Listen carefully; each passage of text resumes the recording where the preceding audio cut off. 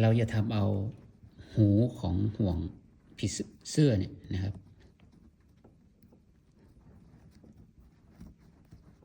เนี่ยตรงเนี้ยที่จะสอดเข้าไปเป็นการดึงเชือกวิ่งกับเชือกหลักขึ้นมาเพื่อทำเป็นห่วงใช้หูสอดเข้าไปนะครับสอดเข้าไปเลยลักษณะนี้หลังจากนั้นดึงเชือกรัดก่อนเชือกวิ่งกับเชือกหลักเพื่อให้ง่ายในการจัดเข้าที่นั่นเอง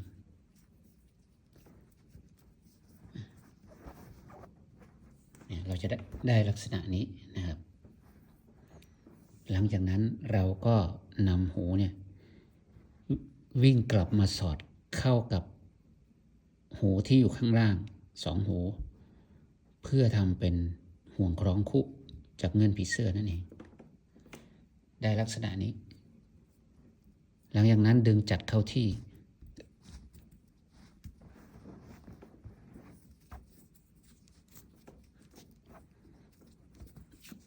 เห็นไหมครับได้แล้ว